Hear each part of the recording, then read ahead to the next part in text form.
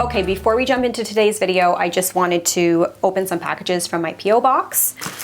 So this one here does not say who it's from.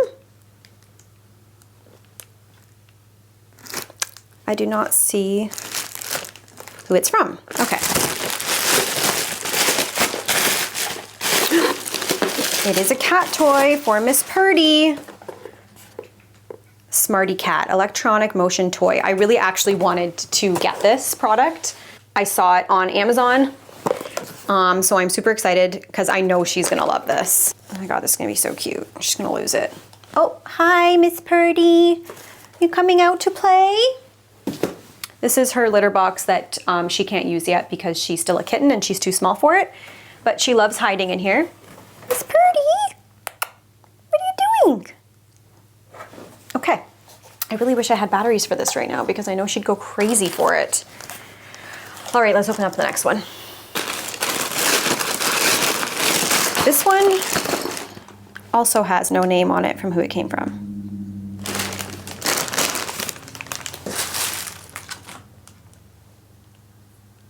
Yeah, no name. Okay, but whoever sent me that, the first cat toy, thank you. Whoever sent me this one, thank you. Okay, we have a puzzle eating toys. Is this for a dog? I think this is for a dog. Maybe you can use it for a cat too. I don't see why you couldn't. Purdy, Purdy.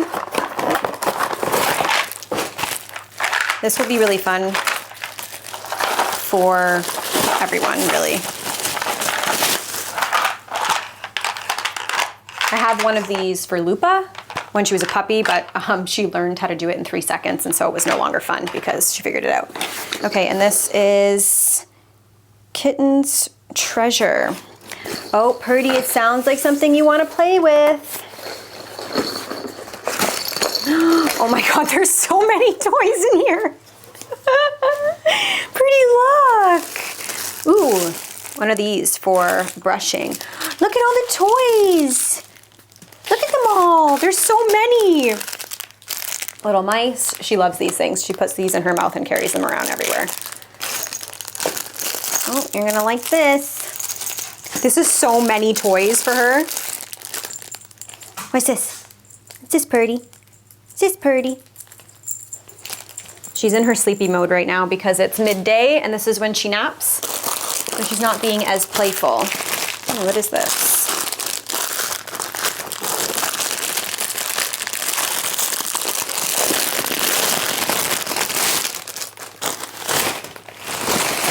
Oh, a cat tunnel. She will surely love this. It's okay, don't be afraid.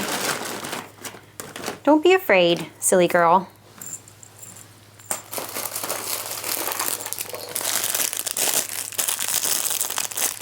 Come on. This is so many toys.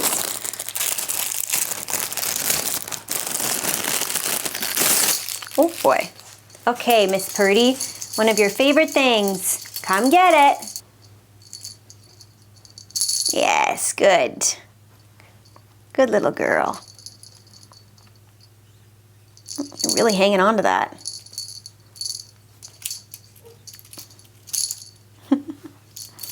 Got your nail stuck.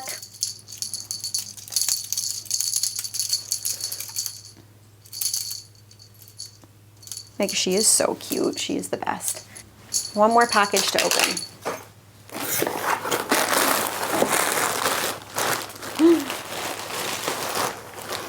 Wait, who's this from?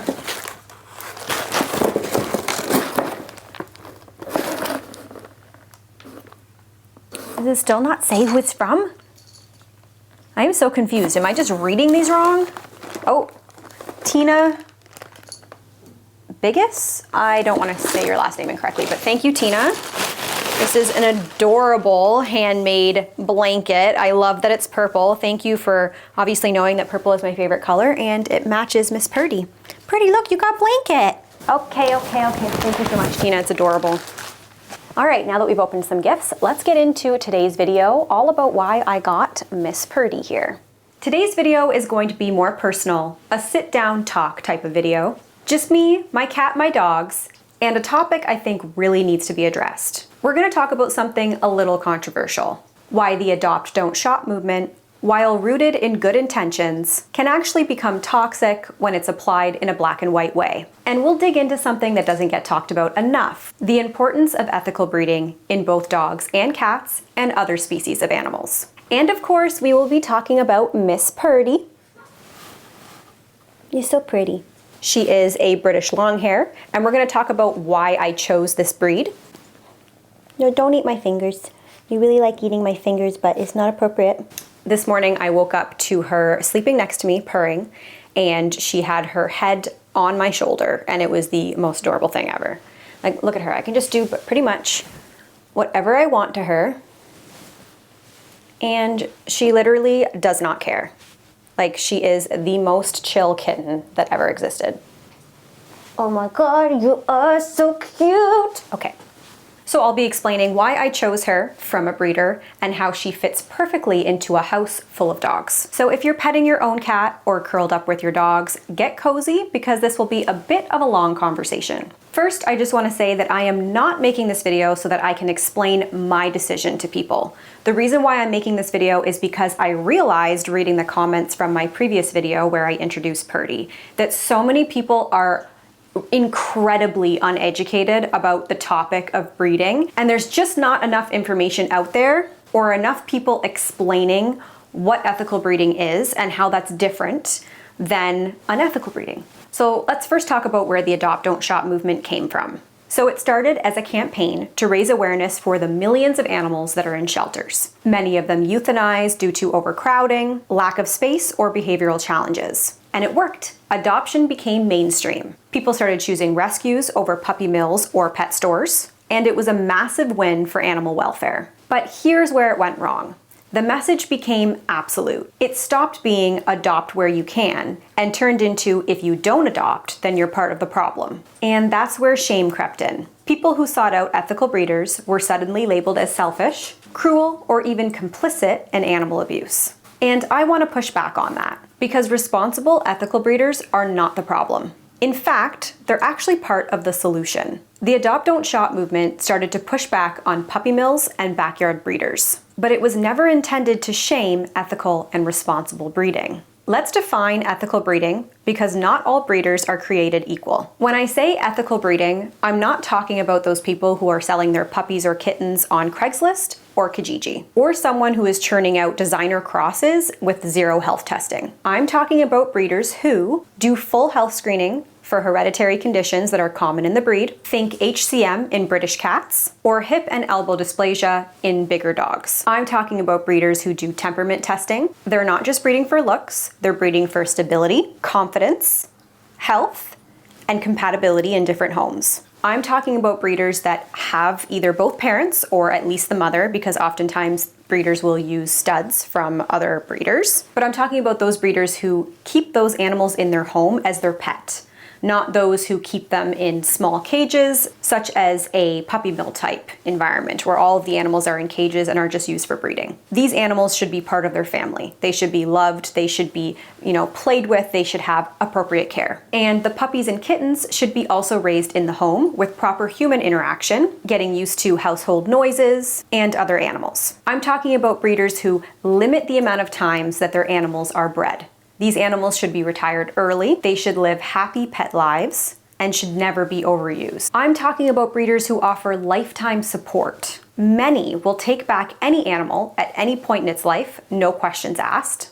That's commitment. I'm talking about breeders who don't just sell to anyone who's willing to buy one of their animals. You'll fill out an application, sometimes you'll even be interviewed. It's not just a transaction, it's a relationship, a lifetime relationship. These breeders are not creating surplus animals. They're meeting a demand for specific traits, health, temperament, and predictability. And that demand doesn't just disappear because people stop shopping. It either gets met by ethical breeders or it gets not properly met by backyard breeders. Let's get into why someone might choose to purchase a pet rather than adopt. There are many valid reasons why someone might choose to purchase an animal from an ethical breeder, and none of those reasons mean that they love animals any less. For example, you might have allergies, so you require a certain breed of dog or cat that doesn't trigger your allergies. You might have young children, or in my case, very small dogs. So you need to get a dog or a cat with a history of stable, calm temperament. You might want a working or a sport dog with strong drive to perform certain tasks or jobs. You might live with other animals and need a pet that has been socialized around them from birth. Or maybe you just want predictability, size, coat type, and temperament. Adoption is beautiful. I've adopted before. Exhibit A, Exhibit B, Exhibit C. But it's not always the right fit for every home, especially if the rescue animal has trauma, unpredictability, or behavioral challenges that you might not be equipped to handle. Choosing an ethical breeder is not unethical. In fact, in many cases, it's the most responsible decision that you can make for both you, your family, and the animal. Now let's talk about Purdy and why I chose a British Longhair. This is Purdy. Yes, she is a British Longhair, and yes, I did get her from a breeder. Let me tell you why. I live with dogs, multiple dogs. They're active, loud, and unpredictable at times. I needed a cat that wouldn't just survive in that type of environment, but a cat that would thrive in it. British Longhairs are known for some amazing traits. They're confident and calm. They don't spook easily. And that's essential when you have loud, zooming dogs running by all the time, or in my case, blow dryers. They are independent. Purdy can be left alone for several hours without having anxiety or being destructive. She's not a Velcro cat. They're polite. Yes, really, they are actually polite. They're affectionate but not clingy. She comes for cuddles when she wants, but she's not yowling at the door if I go to the grocery store. This is really important because I was actually looking at a few different breeds before I chose the British Longhair. One was the Ragdoll, but when I looked into the Ragdoll, I learned that they can be clingy, that they don't like being left alone for long periods of time. They really need the interaction with their humans. So I figured that's not going to be the best choice for me if I'm busy with work or I'm going on vacation, so the Ragdoll was out. Another one I was looking at was the Abyssinian. The Abyssinian is a beautiful cat breed. They have a short, sleek coat, and they don't shed that much. However, they are highly active and they do not do well being left alone for long periods of time. So the Abyssinian was not going to work for me, the Ragdoll was not going to work for me. So I did a lot of research to make sure that I chose the correct breed of cat for what I needed. Visually, the British Longhair is stunning, sure, but that's not why I chose them.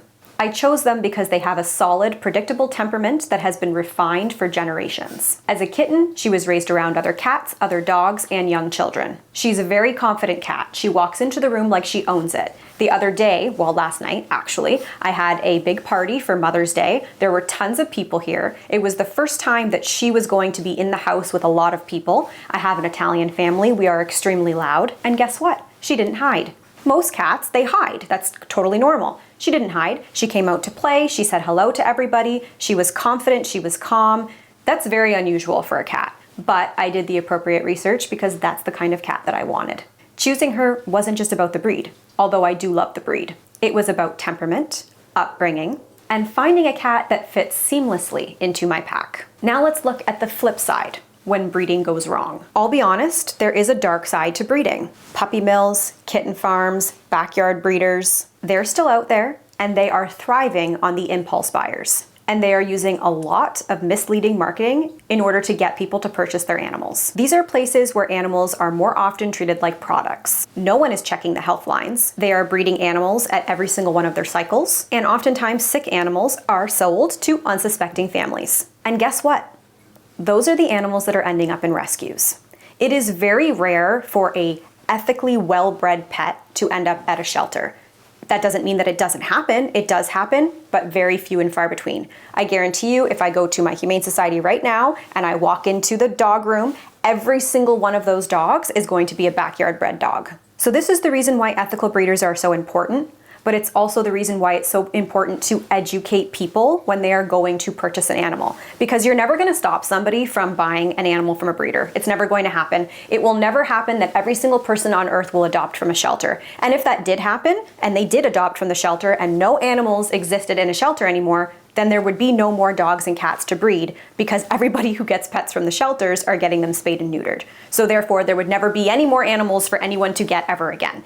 It's just never going to happen. So instead of spreading this message of adopt, don't shop, what we need to do is spread the message to people who want to purchase animals to purchase them from ethical breeders. If we do that, then we're already eliminating more than half of the animals in shelters because they're all backyard bred animals, or they're from people who just didn't spay and neuter and let their animals out to breed, which is also part of the problem. When you support an ethical breeder, you are supporting a system that is planned, the animals are cared for, they are placed intentionally, not recklessly. So what about all of the animals in shelters?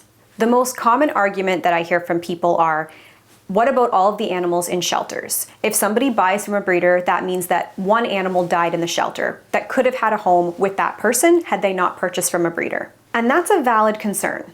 But here's the thing.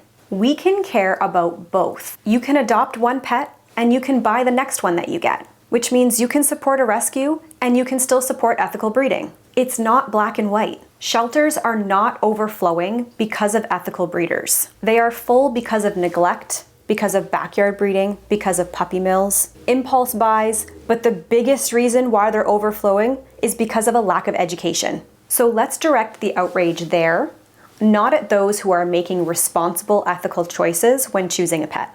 And guess what? Many ethical breeders are also involved in rescue. They take in returned animals. They help place older pets. Some even run their own breed-specific rescues on the side. I know a Bernese Mountain Dog breeder who also rescues Bernese Mountain Dogs. So let's talk now about the shame culture. We need to stop making people feel guilty for the way that they choose to bring an animal into their life, as long as they are doing it responsibly. Shaming someone who has spent years researching a breed, interviewed multiple breeders, waited patiently, and is now giving their animal a loving, healthy, and responsible life, that doesn't help animals. It just divides people. Let's focus our energy on fighting cruelty, neglect, and irresponsible breeding, not on attacking responsible pet owners. So what's the takeaway here? Ethical breeding and adoption can and should coexist. There is no shame in choosing a pet that fits your lifestyle. It's actually more responsible. The enemy isn't breeders, it's irresponsibility. I can't tell you the amount of people that call me that say, hey, I just got a doodle and I want it groomed. And, oh, I'm looking to get a dog. I think I'm going to get a Maltipoo. Or I really love this. I really want a German Shepherd and I went on Kijiji and I found these people that bred these German Shepherds. They're absolutely beautiful. I fell in love and I got one. These are the people that are the problem, but they're not a problem because they're trying to be a problem. They're a problem simply because they are uneducated in how to choose a pet properly. One of the arguments I hear all the time are, well, if I want a breed-specific pet and I go to an ethical breeder, they're very expensive. I can't afford it. But if I go on Kijiji and find someone who is breeding the exact same dog that I want, but it's far cheaper, now I can get the dog that I want, but it's cheaper. The problem is that ethical breeders are putting in a lot of time and finances into their animals and care, testing, for example. So of course their animals are going to be more expensive because they are healthier and more mentally sound. So if you cannot afford that $3,000 German Shepherd from an ethical, responsible breeder, then don't go on Kijiji and support a backyard breeder. Instead, you should go to the shelter and adopt a German Shepherd, right? Like that is where it makes more sense. That is where people, if they were educated, could make smarter choices, and now we wouldn't have so many animals in the shelter. I just can't stress enough how much I can't stand backyard breeding. It just really bothers me, and it bothers me so much the people that support them, only if they know better but are choosing to get one for their own selfish reasons.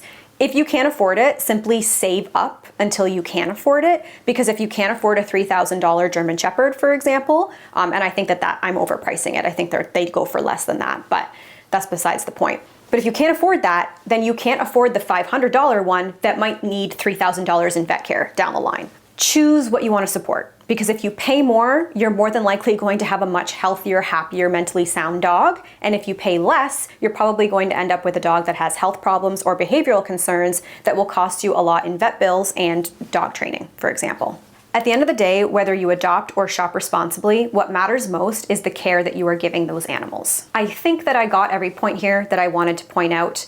If you are a dog or cat person, and what I mean by that is not somebody who loves dogs and cats, somebody who is very well educated in dogs and cats and breeding, maybe somebody that works in rescue or somebody that works as an ethical breeder, please comment below anything that I may have missed that was important to include in this video.